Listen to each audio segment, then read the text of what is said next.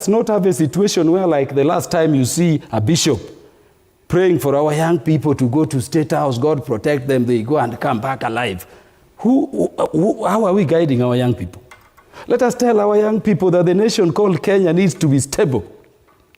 We are dealing with an economy debal where this year KRA has raised 2.5 trillion, all going to paying interest on debts, largely which were taken by President Uhuru Kenyatta, and recurrent. And Ruto still has to develop the country. All right. Why don't we listen as a people and see the solutions? And then when the party calls for dialogue, we make it simplistic. The right trajectory. The challenge we are facing, Dibal, is on point number 2 of the MOU. That is calling for inclusivity. In all spheres of life. In all spheres of life. And remember, Dibal, we founded that thing as the second point, on the principle that in a nation, you cannot have a nation when all people equally on Nikal.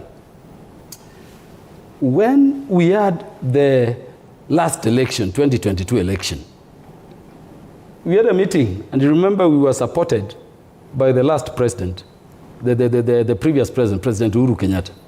So they came, and you remember the Masai Lodge meeting, but prepare for elections in 6 months. This is so because President Uhuru knew the economy had been wrecked under his administration. Right, thank you. No. Allow me to conclude this. Yes, just conclude briefly so that we can go to Okongo Omobi. I want to tell you that 1 month before President Kenyatta, I'm just concluding on inclusivity, left office.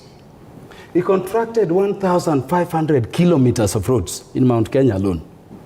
And so when you hear people saying, complete the ongoing projects before you can start any other, it is work only on our projects. And if you are dealing with 1,500 kilometers of roads, at the current appropriation, my colleague Nikalia will tell you, for 7 up to 10 years, you will be only completing those roads. You will not be doing roads anywhere. So inclusivity in terms of sharing national resources, inclusivity in terms reorganizing the public service is affecting us. Let me conclude by saying, Dibal, that let us not be unfair to President Ruto.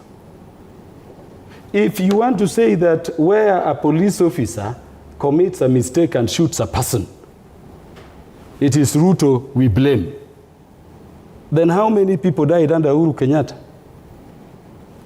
I've served in the security committee for now 13 years continuously. Gachoka, do you know the number of people who are being carried in tapers and dumped into River Yala? How many people were being taken from Kilimani police station and shot in the head at Ngong Forest? When was Chris Musando executed? Where was baby Pendo, bludgeoned by the police in whose reign? If we are to talk about everybody who dies in your reign, it is you to blame. How many people died under Kibaki? So let us not, blame leadership as if we don't know the law. Let me conclude by saying... No, you've been concluding for the longest... Yes.